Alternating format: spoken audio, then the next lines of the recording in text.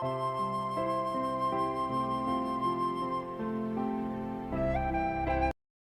ക്ലാസ്സിൽ നമ്മൾ പഠിക്കാൻ പോകുന്നത് potential energy of A spring, അതായത് ഒരു സ്പ്രിങ്ങിൻ്റെ പൊട്ടൻഷ്യൽ എനർജിയുടെ എക്സ്പ്രഷൻ ഡിറൈവ് ചെയ്യാൻ പോവുകയാണ്. അപ്പോൾ അതിനായിട്ട് നമ്മളൊരു സ്പ്രിങ് കൺസിഡർ ചെയ്യാം. അതിൻ്റെ ഒരു എൻഡെന്ന് പറയുന്നത് ഫിക്സ് ചെയ്തേക്കാണ്, മറ്റേ എൻഡിൽ നമ്മളൊരു മാസ് അറ്റാച്ച് ചെയ്തിട്ടുണ്ട്. അപ്പോൾ മാസ് അറ്റാച്ച് ചെയ്യുമ്പോൾ ഇവിടെ ഒരു ഫോഴ്സ് അപ്ലൈ ചെയ്യുന്നുണ്ട്. എന്താണ് ഇതിൻ്റെ വെയിറ്റ് mg എന്ന് പറയുന്നത് ഡൗൺവേർഡ്. അപ്പോൾ ആ വെയിറ്റ് mg മൂലം അല്ലെങ്കിൽ ആ ഫോഴ്സ് മൂലം എന്ത് സംഭവിക്കും? ഈ സ്പ്രിങ്ങിന് ഒരു ഇലോങ്ങേഷൻ സംഭവിക്കും അല്ലേ? അതായത് ഈ സ്പ്രിങ്ങിൻ്റെ ഒരു എൻഡിൽ മാസ് അറ്റാച്ച് ചെയ്യുമ്പോഴത്തേക്കും അതിനെന്ത് സംഭവിക്കും? ആ ഫോഴ്സ് മൂലം ഒരു ഇലോങ്ങേഷൻ സംഭവിക്കുക, അല്ലെങ്കിൽ അതിൻ്റെ ഒറിജിനൽ പൊസിഷനിൽ നിന്ന് ഒരു എക്സ് ഡിസ്റ്റൻസ് അതിനെന്ത് സംഭവിക്കും? ഡിസ്പ്ലേസ്മെൻറ്റ് ഉണ്ടാകും. അപ്പോൾ ഈ ഡിസ്പ്ലേസ്മെൻറ്റ് ഉണ്ടാകുമ്പോൾ നമുക്കറിയാം സ്പ്രിംഗ് എന്ന് പറയുമ്പോൾ ഏത് ബിഹേവിയർ ഉള്ളതാണ്? ഇലാസ്റ്റിക് ബിഹേവിയർ ഉള്ളതാണ് അല്ലേ? അപ്പോൾ അതെന്ത് ചെയ്യാൻ ശ്രമിക്കും? അതിൻ്റെ ഒറിജിനൽ പൊസിഷൻ റീഗെയിൻ ചെയ്യാൻ ശ്രമിക്കും.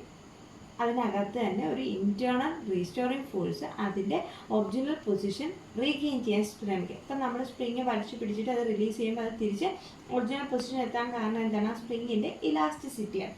അപ്പോൾ അതിന് പറയുന്ന പേരാണ്, അതുമായിട്ട് ബന്ധപ്പെട്ട ഒരു ലോ ആണ്, ഇലാസ്റ്റിസിറ്റിയായിട്ട് ബന്ധപ്പെട്ട ഒരു ലോ ആണ് ഹൂക്സ് ലോ എന്ന് പറയും. അപ്പോൾ ഹൂക്സ് ലോ പറയുന്നതെന്ന് പറഞ്ഞു കഴിഞ്ഞാൽ റീസ്റ്റോറിങ് ഫോഴ്സ് എന്ന് പറയുന്നത് എപ്പോഴും ഡിസ്പ്ലേസ്മെൻറ്റിന് ഡയറക്റ്റ്ലി പ്രൊപ്പോർഷണൽ ആയിരിക്കും. എത്ര ഡിസ്റ്റൻസ് ആണോ അതിന് ഡിസ്പ്ലേസ്മെൻറ്റ് ഉണ്ടായത് അതിനനുസരിച്ചുള്ള ഫോഴ്സ് വേണം അവിടെ ഉണ്ടാകുന്ന റീസ്റ്റോറിങ് ഫോഴ്സ് ആണ്. അത്രയും ഡിസ്പ്ലേസ്മെൻറ്റിനെ തിരിച്ച് അതിൻ്റെ ഒറിജിനൽ പൊസിഷനിലേക്ക് കൊണ്ടുവരാം. അപ്പോൾ എഫ് പ്രൊപ്പോർഷണൽ ടു എക്സ് ആണ്. പക്ഷേ നമ്മൾ അപ്ലൈ ചെയ്യുന്ന ഫോഴ്സ് എന്ന് പറയുന്നത് ഏത് ഡയറക്ഷനിലാണ്? ഇപ്പോൾ ഡിസ്പ്ലേസ്മെൻറ്റ് ഈ ഡയറക്ഷനിലാണെങ്കിൽ നമ്മൾ ഫോഴ്സ് അപ്ലൈ ചെയ്യേണ്ടത് ഏത് ഡയറക്ഷനിലാണ്? അതിൻ്റെ ഓപ്പോസിറ്റ് ഡയറക്ഷനിൽ. അപ്പോൾ രണ്ടിൻ്റെയും ഡയറക്ഷൻ ഓപ്പോസിറ്റ് ആണെന്ന് കാണിക്കാൻ വേണ്ടി നമ്മളൊരു നെഗറ്റീവ് സൈൻ കൊടുക്കുന്നു. അപ്പോൾ എഫ് ഈക്വൽ ടു പ്രൊപ്പോർഷണാലിറ്റി മാറ്റാൻ വേണ്ടി ഒരു കോൺസ്റ്റൻറ്റ് ഇൻട്രൊഡ്യൂസ് ചെയ്യുന്നു, കെയെ പറയുന്ന പേരാണ് സ്പ്രിംഗ് കോൺസ്റ്റൻറ്റ്. അപ്പോൾ സ്പ്രിങ്ങിൻ്റെ പൊട്ടൻഷ്യൽ എനർജിയുടെ എക്സ്പ്രഷൻ കണ്ടുപിടിക്കാൻ പോവാണ്. അതിനായിട്ട് നമ്മളൊരു സ്പ്രിങ് കൺസിഡർ ചെയ്യുക. അതിൻ്റെ ഒരു എൻഡെന്ന് പറയുന്നത് ഫിക്സ് ചെയ്തേക്കാണ്, മറ്റേ എൻഡിൽ നമ്മളൊരു മാസ് അറ്റാച്ച് ചെയ്തിട്ടുണ്ട്. അപ്പോൾ അവിടെ ഒരു ഫോഴ്സ് ആക്ട് ചെയ്യുന്നുണ്ട് mg, അത് ഡൗൺവേർഡ് ആണ്. ആ ഫോഴ്സ് മൂലം ആ സ്പ്രിങ്ങിന് ഒരു ഇലാങ്ങേഷൻ ഉണ്ടാകും. എത്ര ഡിസ്റ്റൻസിൽ? എക്സ് ഡിസ്റ്റൻസിൽ. അപ്പോൾ അതിനനുസരിച്ച് സ്പ്രിങ്ങിൻ്റെ ഇലാസ്റ്റിക് ബിഹേവിയർ എന്ത് ചെയ്യും? അതിൽ ഇൻറ്റേർണലായിട്ടൊരു റീസ്റ്റോറിങ് ഫോഴ്സ് പ്രൊഡ്യൂസ് ചെയ്യും. ആ റീസ്റ്റോറിങ് ഫോഴ്സ് എന്ത് ചെയ്യും? ഇതിനെ ഒറിജിനൽ പൊസിഷനിലേക്ക് കൊണ്ടുപോകാൻ ശ്രമിക്കും. അപ്പോൾ അങ്ങനെ ഉണ്ടാകുന്ന റീസ്റ്റോറിങ് ഫോഴ്സ് എന്ന് പറയുന്നത് എപ്പോഴും ഡിസ്പ്ലേസ്മെൻറ്റിന് ഡയറക്റ്റ്ലി പ്രൊപ്പോർഷണൽ ആയിരിക്കും. പക്ഷേ രണ്ടിൻ്റെയും ഡയറക്ഷൻ ഓപ്പോസിറ്റ് ആണെന്ന് കാണിക്കാനാണ് നെഗറ്റീവ് സൈൻ കൊടുക്കുന്നത്. അപ്പോൾ restoring force is directly proportional to displacement ആണെന്ന് പറയുന്ന ലോയെ വിളിക്കുന്ന പേരാണ് എന്താ? ഹൂക്സ് ലോ എന്ന് പറയാം. ഇനി പ്രൊപ്പോർഷണാലിറ്റി മാറ്റാൻ വേണ്ടി നമ്മൾ കൊടുക്കുന്ന കോൺസ്റ്റൻ്റ് ആണ് സ്പ്രിംഗ് കോൺസ്റ്റൻ്റ് എന്ന് പറയും. അപ്പോൾ കെയെ പറയുന്ന പേരാണ് എന്ത്? Spring constant. അപ്പോൾ ഇതിന് സ്പ്രിംഗ് കോൺസ്റ്റൻറ്റിൻ്റെ ഇക്വേഷൻ നമുക്ക് എങ്ങനെ എഴുതാം? K equal to F by X എന്നുണ്ട്. അപ്പോൾ സ്പ്രിംഗ് കോൺസ്റ്റൻറ്റ് നമുക്ക് എങ്ങനെ ഡിഫൈൻ ചെയ്യാം? ഒരു സ്പ്രിങ്ങിന് യൂണിറ്റ് ഡിസ്റ്റൻസ് ഡിസ്പ്ലേസ്മെൻറ്റ് ഉണ്ടാക്കാൻ വേണ്ടുന്ന ഫോഴ്സ് ആണ് എന്തെന്ന് പറയുന്നത്? അതിൻ്റെ സ്പ്രിംഗ് കോൺസ്റ്റൻ്റ് എന്ന് പറഞ്ഞത്. അപ്പോൾ spring constant is defined as the force required to displace a spring by unit distance. അപ്പോൾ ഇവിടെ ഉണ്ടാകുന്ന റീസ്റ്റോറിംഗ് ഫോഴ്സിൻ്റെ ഇക്വേഷൻ നമുക്ക് കിട്ടി. എത്രയാണ്? F equal to minus K X. ആ ഇക്വേഷൻ എവിടെ നിന്നാണ് വന്നത്? ഹൂക്സ് ലോയിൽ നിന്ന്. ഹൂക്സ് ലോ എന്ന് പറഞ്ഞാൽ ഏതായിട്ട് ബന്ധപ്പെട്ട ലോ ആണ്? ഇലാസ്റ്റിസിറ്റിയുമായിട്ട് ബന്ധപ്പെട്ട ലോ ആണ്.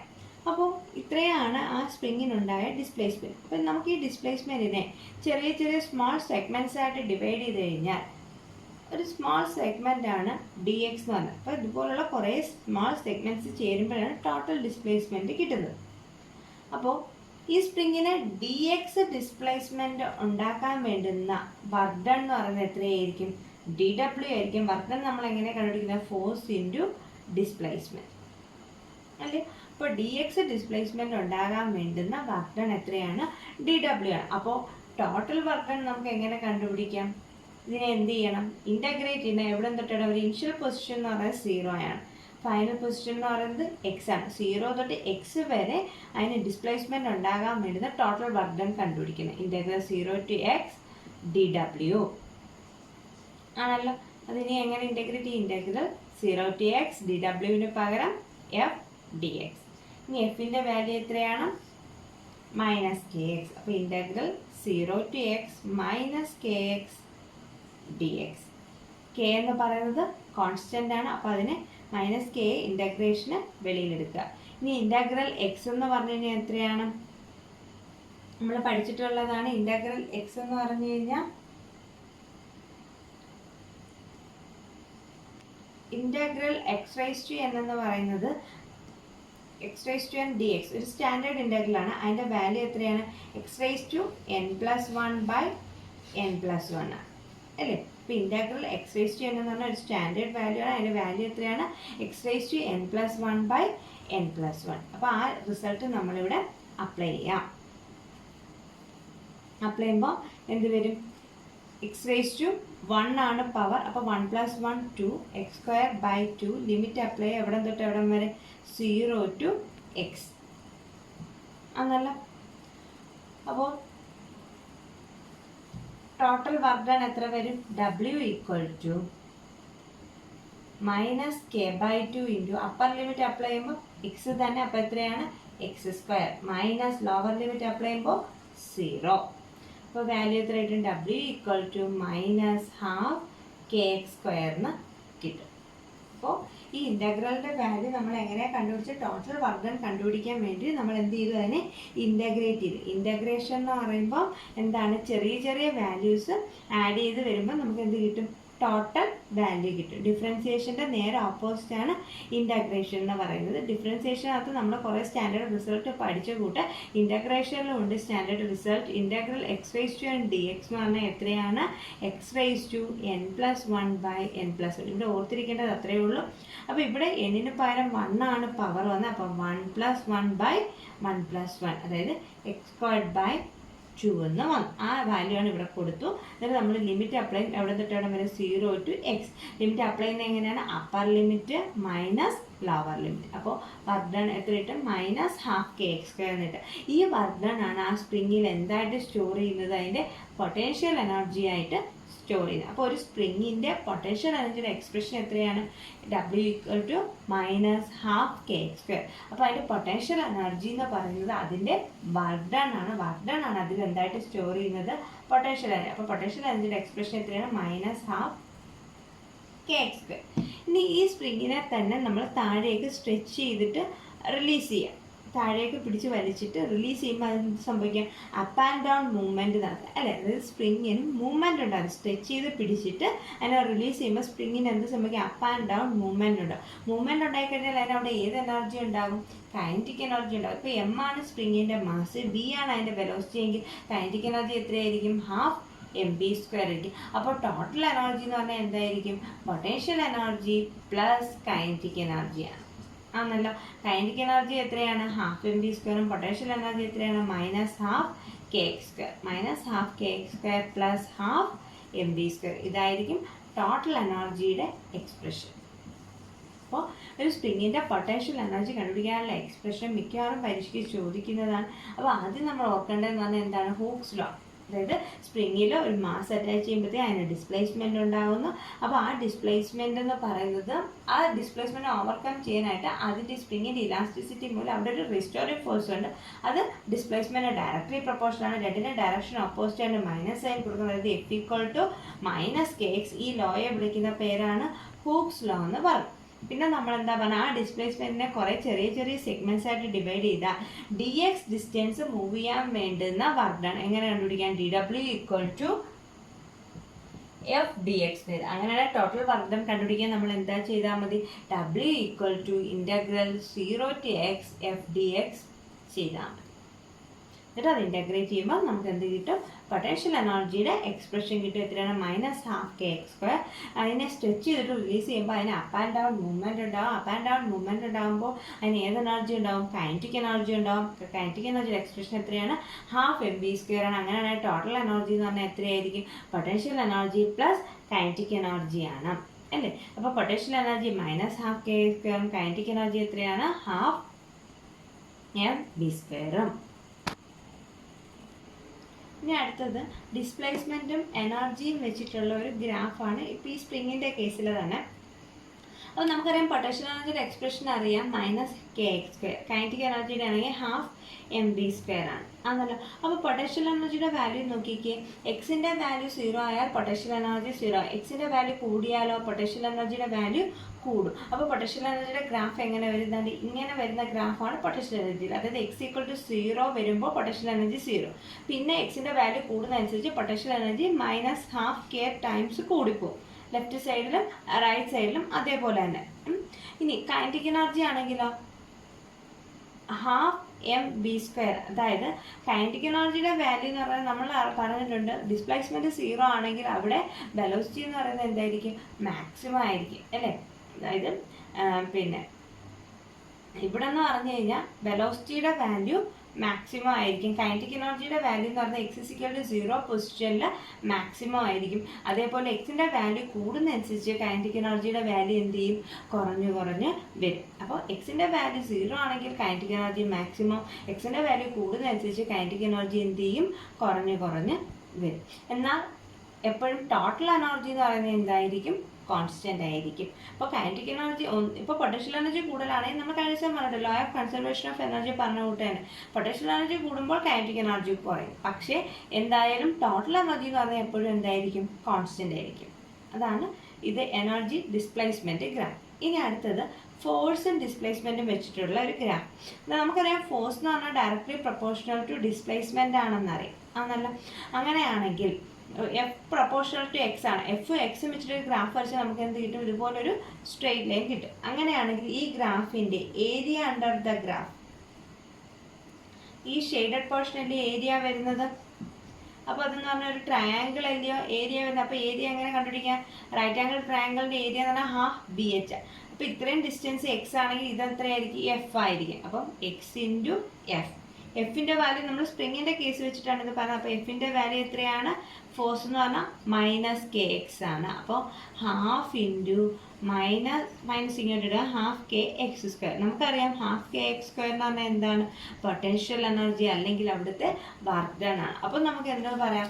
Area of the force displacement graph gives work done or potential energy stored in A spring. എന്താണ്? Area of the force displacement graph gives work done or potential energy stored in a spring. അപ്പോൾ ഒരു സ്പ്രിങ്ങിൽ store ചെയ്തിരിക്കുന്ന potential energy അല്ലെങ്കിൽ work ഡണ്ണിന്റെ value തരും എന്ത്? ഒരു force displacement ഗ്രാഫിന്റെ area under the graph. അങ്ങനെയാണെങ്കിൽ ഈ സെയിം ഗ്രാഫിന്റെ തന്നെ സ്ലോപ്പ് നമുക്ക് എങ്ങനെ എടുക്കും? സ്ലോപ്പ് എന്ന് പറഞ്ഞാൽ എന്താണ്? y/x വാല്യൂ ആണ്. y ആക്സിലെ വാല്യൂ ബൈ x ആക്സിലെ വാല്യൂ. y ആക്സിലെ വാല്യൂ എന്ന് പറഞ്ഞാൽ f ആണ്.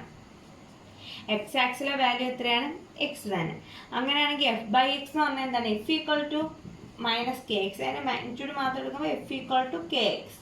അല്ലെങ്കിൽ k എന്താണ്? F/x. അപ്പോൾ സ്ലോപ്പ് എന്ന് പറഞ്ഞാൽ F/x എന്ന് പറഞ്ഞാൽ എന്തിന്റെ വാല്യൂ തരും? സ്പ്രിംഗ് കോൺസ്റ്റന്റിന്റെ. അപ്പോൾ ഫോഴ്സ് ഡിസ്പ്ലേസ്മെന്റ് ഗ്രാഫിന്റെ സ്ലോപ്പ് നമുക്ക് എന്ത് തരും? സ്പ്രിംഗ് കോൺസ്റ്റന്റും. അതേപോലെ ഫോഴ്സ് ഡിസ്പ്ലേസ്മെന്റ് ഗ്രാഫിന്റെ ഏരിയ അണ്ടർ ദ ഗ്രാഫ് നമുക്ക് എന്ത് തരും? പൊട്ടൻഷ്യൽ എനർജി തരും. അപ്പോൾ എന്നാൽ ഫോഴ്സ് ഡിസ്പ്ലേസ്മെന്റ് ഗ്രാഫിന്റെ area under the graph potential energy അല്ലെങ്കിൽ വർക്ക് ഡൺ തരും. ഫോഴ്സ് ഡിസ്പ്ലേസ്മെന്റ് ഗ്രാഫിന്റെ സ്ലോപ്പ് നമുക്ക് എന്ത് തരും? സ്പ്രിംഗ് കോൺസ്റ്റന്റിന്റെ വാല്യൂ തരും. അപ്പോൾ potential energy of A spring കണ്ടുപിടിക്കുക എന്ന് വെച്ചാൽ വളരെ ഇമ്പോർട്ടൻ്റ് ആയിട്ടുള്ള ഒരു ഡെറിവേഷൻ. അതുമായിട്ട് ബന്ധപ്പെട്ട് ഈ ഗ്രാഫ് ഓർത്തിരുന്നോണം. അതേപോലെ ഫോഴ്സ് ഡിസ്പ്ലേസ്മെന്റ് ഗ്രാഫുമായിട്ട് ബന്ധപ്പെട്ട് ഏരിയ അണ്ടർ ദ ഗ്രാഫ് എന്താണ് തരുന്നത്, അതിന്റെ സ്ലോപ്പ് എന്താണ് തരുന്നത്, ഈ രണ്ട് കാര്യങ്ങൾ ഓർത്തിരിക്കണം. അടുത്തൊരു problem. A cyclist comes to a skidding stop in turn meter. During this process, the force on the cycle due to the road is 200 Newton and is directly opposite to the motion. How much work does the road do on the cycle? How much work does the cycle do on the road? അപ്പോൾ ഇവിടെ road സൈക്കിളിൽ ചെയ്ത വർക്കും cycle റോഡിൽ ചെയ്ത വർക്കാണ് നമുക്ക് calculate ചെയ്യേണ്ടത്. അപ്പോൾ അത് സ്റ്റോപ്പ് ചെയ്യാൻ കാരണം എന്ന് പറഞ്ഞാൽ അവിടെയുള്ള റെസിസ്റ്റീവ് ഫോഴ്സ് ആണ് അല്ലേ.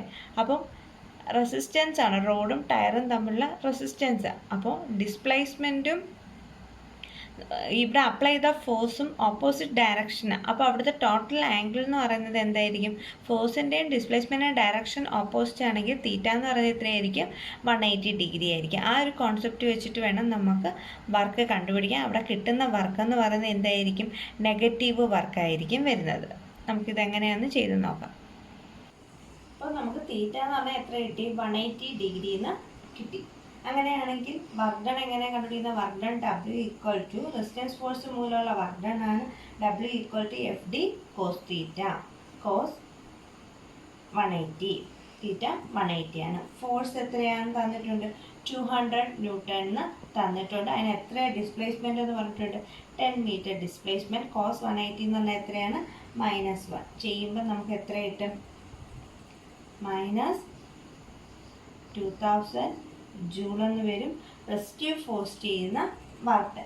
ഇനി ന്യൂട്ടന്റെ തേർഡ് ലോ അനുസരിച്ച് അവിടെ ഈക്വലും ഓപ്പോസിറ്റീവ് ഫോഴ്സും ആയിരിക്കും എവിടെ ഉണ്ടാകുന്നത്? റോഡ്. ഇപ്പം ടയർ റോഡിൽ അപ്ലൈ ചെയ്യുന്ന അതേ ഫോഴ്സ് തന്നെ തിരിച്ച് എവിടെയും വരും? റോഡ് ടയറിലും അപ്ലൈ. അപ്പോൾ ഇവിടെ നമുക്ക് തന്നിട്ടുണ്ട് force on the cycle due to road എന്ന് പറഞ്ഞാൽ എത്രയാണ്?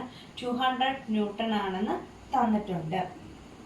അങ്ങനെയാണെങ്കിൽ തിരിച്ച് സൈക്കിൾ റോഡിൽ അപ്ലൈ ചെയ്യുന്ന ഫോഴ്സ് എത്രയായിരിക്കും? അതിന് നേരെ ഓപ്പോസിറ്റ് എത്രയാണ്? F ഈക്വൽ ടു -200 ന്യൂട്ടൺ ആണ് സൈക്കിൾ റോഡിൽ അപ്ലൈ ചെയ്യുന്ന ഫോഴ്സ്. ന്യൂട്ടൻ്റെ തേർഡ് ലോ അനുസരിച്ച് ഈക്വലും ഓപ്പോസിറ്റീവ് ഫോഴ്സ് ആയിരിക്കും. പക്ഷേ സൈക്കിളിന് ഡിസ്പ്ലേസ്മെൻറ്റ് ഉണ്ടാകുന്നുണ്ട്, ബട്ട് റോഡിന് ഡിസ്പ്ലേസ്മെൻറ്റ് ഉണ്ടാകുന്നുണ്ടോ?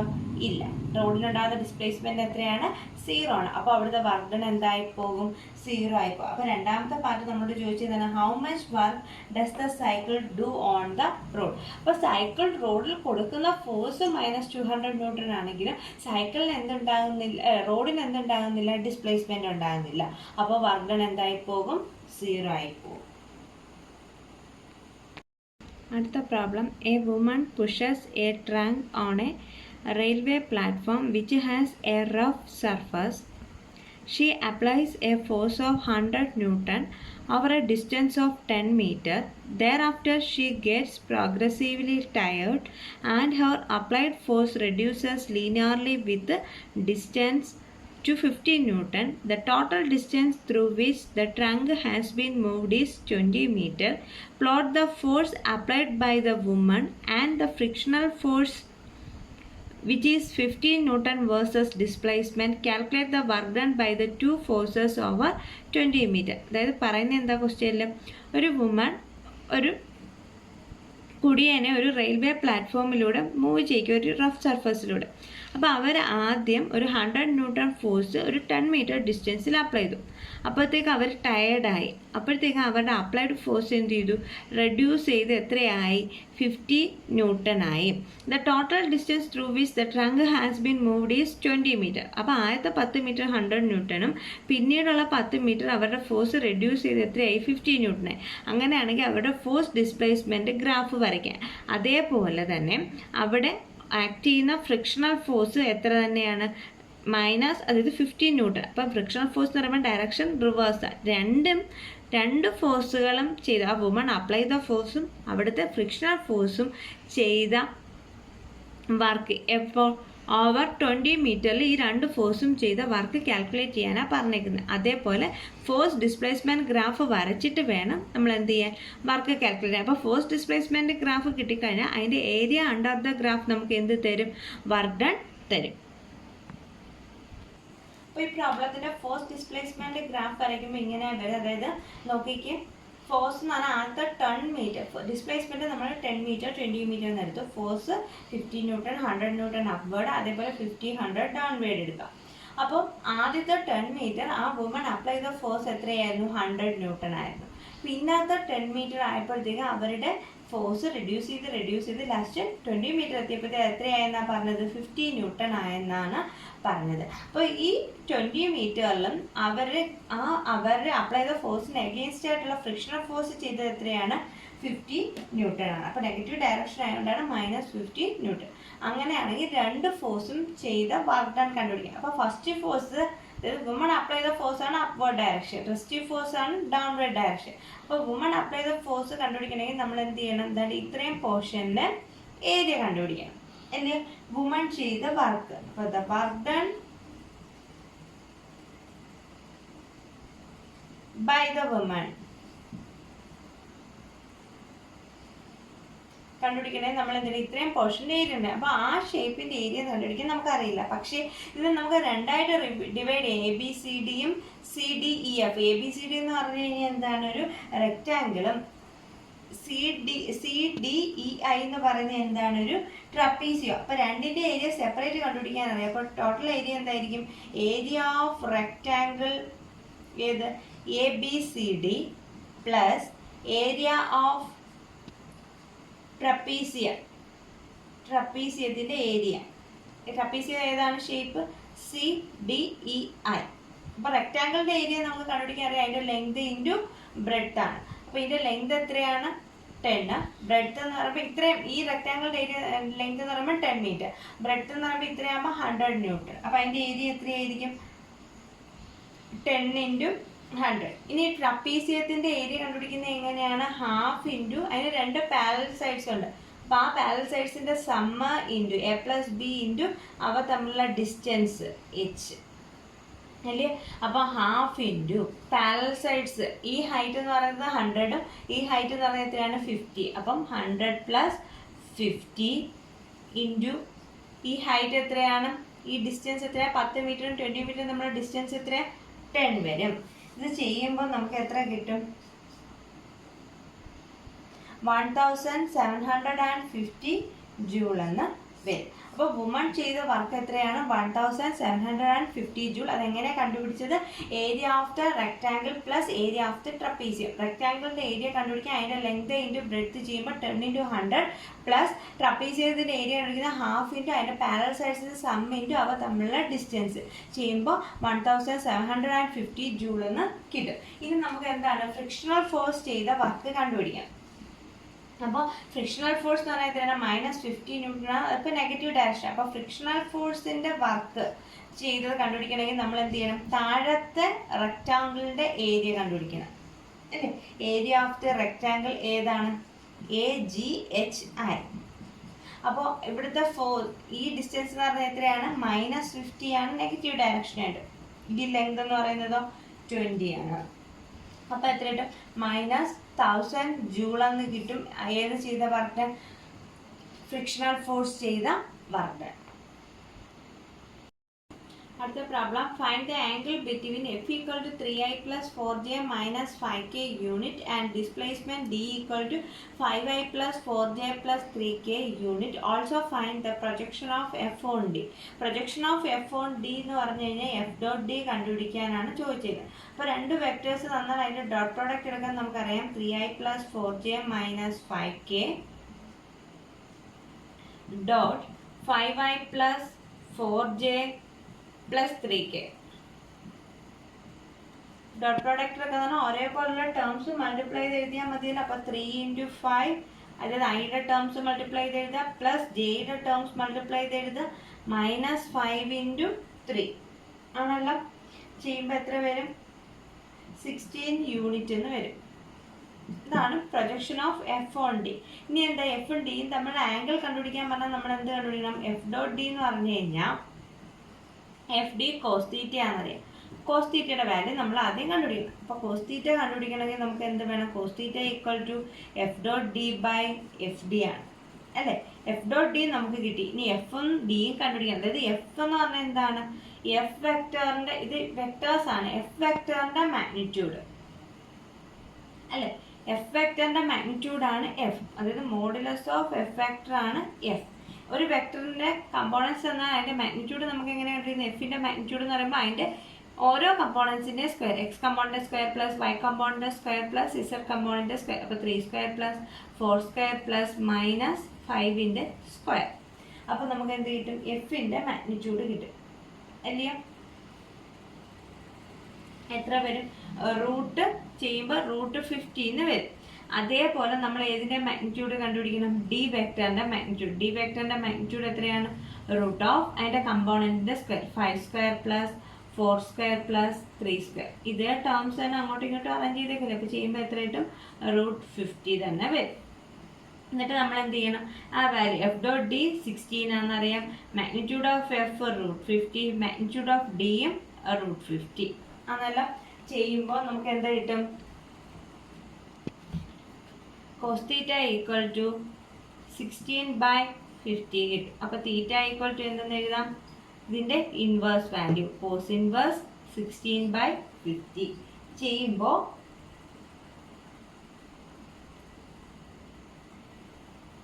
അല്ലെങ്കിൽ ഇവിടം വരെ ചെയ്തിട്ടാലും മതി, അല്ലെങ്കിൽ ഇൻവേഴ്സ് വാല്യൂ കണ്ടുപിടിക്കുക, അല്ലെങ്കിൽ 16/50 റേഷ്യോ എടുക്കുമ്പോൾ കോസ് ഇൻവേഴ്സ് 0.32 എന്ന് കിട്ടും. അപ്പോൾ projection of F on D എന്ന് പറഞ്ഞാൽ എഫ് ഡോട്ട് ഡി കണ്ടുപിടിക്കാം. എഫ് ഡോട്ട് ഡി എന്ന് പറയുമ്പോൾ ഇതിൻ്റെ രണ്ടിൻ്റെ ഡോട്ട് പ്രോഡക്റ്റ് എടുക്കാം, അതായത് ഐയുടെ ടേംസ് മൾട്ടിപ്ലൈ ചെയ്താൽ പ്ലസ് ജെയുടെ ടേംസ് മൾട്ടിപ്ലൈ ചെയ്യാം, അതേപോലെ കെയുടെ ടേംസ് മൾട്ടിപ്ലൈ ചെയ്യാം. എന്നിട്ട് അവ തമ്മിലുള്ള ആംഗിൾ കണ്ടുപിടിക്കാൻ പറഞ്ഞാൽ നമുക്കറിയാം f dot d equal to F d cos theta ആണല്ലേ, cos theta equal to F dot D by F d. F dot d 16 ആണെന്നറിയാം. എഫ് എന്ന് പറഞ്ഞു കഴിഞ്ഞാൽ എഫ് വെക്ടറിന്റെ മാഗ്നിറ്റ്യൂഡ്. എഫ് വെക്ടറിന്റെ മാഗ്നിറ്റ്യൂഡ് എങ്ങനെയാണ് കണ്ടുപിടിക്കുന്നത്, അതിന്റെ എക്സ് കമ്പൗണ്ടിന്റെ സ്ക്വയർ റൂട്ട് ഓഫ് എക്സ് കമ്പൗണ്ടിന്റെ സ്ക്വയർ പ്ലസ് വൈ കമ്പൗണ്ടിന്റെ സ്ക്വയർ പ്ലസ് ഇസഡ് കമ്പൗണ്ടിന്റെ സ്ക്വയർ. അതേപോലെ ഡിയുടേതും റൂട്ട് ഓഫ് എക്സിന്റെ സ്ക്വയർ പ്ലസ് വൈയുടെ സ്ക്വയർ പ്ലസ് ഇസഡിന്റെ സ്ക്വയർ. വാല്യൂ സബ്സ്റ്റിറ്റ്യൂട്ട് ചെയ്യുക, അപ്പോൾ കോസ് തീറ്റ കിട്ടും. അപ്പോൾ തീറ്റ എന്ന് പറഞ്ഞു കഴിഞ്ഞാൽ കോസ് ഇൻവേഴ്സ് 16/50 ആണ്.